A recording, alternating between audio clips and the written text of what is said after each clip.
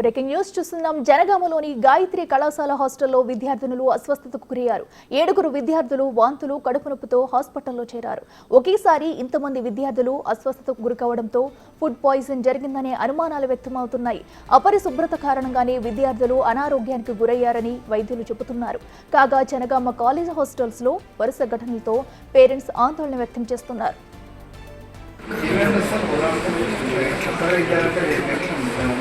చెప్తున్నా కదా 600 స్ట్రెంత్లో 6-7 పిల్లలు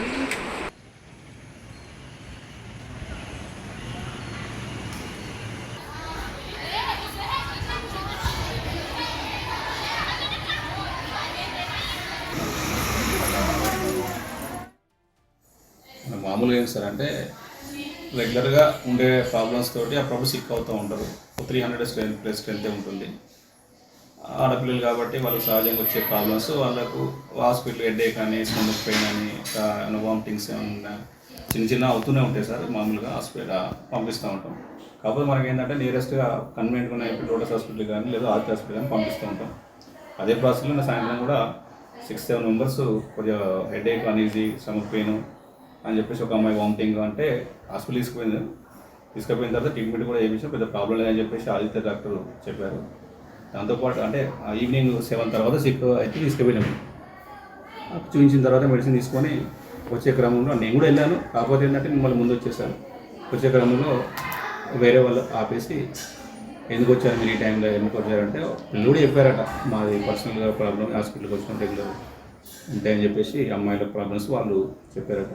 వాళ్ళు పదే ఫుడ్ పాయిజన్ క్వశ్చన్ చేసినారు. అట్లా ఏం లేదని కూడా చెప్పారట. అది జరిగిన సంఘటన సార్. పెద్ద ఏం లేదు. పిల్లలు వచ్చారు, సేఫ్గా ఉన్నారు. వాళ్ళకు అక్కడ మన దగ్గర ఉంది. రైట్. ఇక జనగామ హాస్టల్లో విద్యార్థులు అస్వస్థకు గురవడంతో తల్లిదండ్రులు ఆందోళన వ్యక్తం చేస్తున్నారు. ఇదే అంశానికి సంబంధించి మరింత సమాచారం మా ప్రతినిధి వేణు అందిస్తారు. వేణు, చెప్పండి, మరి అక్కడ ఉన్న హాస్టల్ అయితే కొంతమంది అస్వస్థకు గురైనట్టు తెలుస్తుంది. వైద్యులు ఏం చెబుతున్నారు?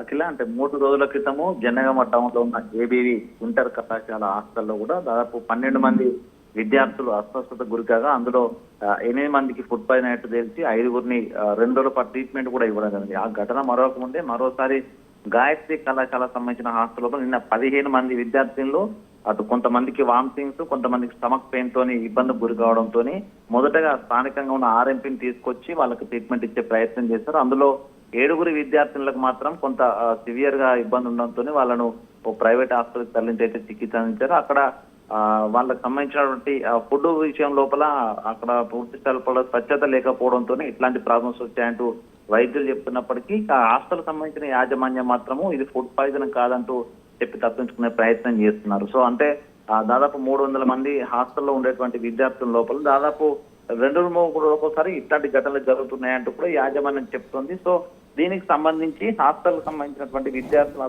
గురించి వాళ్ళ పేరెంట్స్ కూడా ఎటువంటి సమాచారం అందించలేదు. సో ఇదంతా గోప్యంగా ఉంచే ప్రయత్నం అయితే చేస్తున్నట్టు తెలుస్తుంది. ప్రధానంగా కిచెన్ల లోపల, వంట సామాగ్రి లోపల ఎటువంటి నాణ్యత లేకపోవడంతోనే ఈ ఫుడ్ పాయిజన్ జరిగేటువంటి పరిస్థితులు ఉన్నాయంటూ కూడా తెలుస్తుంది. దీనికి సంబంధించి జిల్లా యంత్రాంగము హాస్టల్స్ లోపల తనిఖీ చేస్తేనే తప్ప ఇట్లాంటి ఘటనలు జరగకుండా ఉంటాయని చెప్తున్నారు. ఇక వరుస ఘటనలతోని జనగామ టౌన్ లో ఉన్న హాస్టల్స్ లోపల, ప్రైవేట్ కాలేజ్ సంబంధించిన హాస్టల్స్ లోపల వరుస ఘటనలు జరుగుతుండటంతో అటు పేరెంట్స్ కూడా ఆందోళన వ్యక్తం చేస్తున్నారు. ఇక నిన్న జరిగిన ఘటనకు సంబంధించి పేరెంట్స్ ఉదయం వాళ్ళ పేరెంట్స్ కి యాజమాన్యం సమాచారం అందించడం, వాళ్ళంతా కూడా హాస్టల్కి వచ్చి అసలు పిల్లల్ని చదివించాలా వద్దనేటువంటి ఆందోళన కూడా వ్యక్తం చేసిన పరిస్థితి. ఫుడ్ సేఫ్టీ అధికారులు, జిల్లా యంత్రాంగము ఈ హాస్టల్స్ పై దృష్టి సారిస్తేనే తప్ప ఈ యొక్క విద్యార్థులకు సంబంధించినటువంటి ఆరోగ్య పరిస్థితులపై పూర్తి స్థాయి లోపల పర్యవేక్షణ ఉండాలంటే ఒక డిమాండ్ కూడా వినిపిస్తా ఉంది. అఖిల, అయితే వేణు, మరి సేమ్ హాస్టల్లో ఇంతకు ముందు ఇలాంటి ఘటన ఎప్పుడైనా జరిగిందా? విద్యార్థులు ఏం చెప్తున్నారు? ప్రస్తుతం వాళ్ళ ఆరోగ్య పరిస్థితి ఏ విధంగా ఉంది?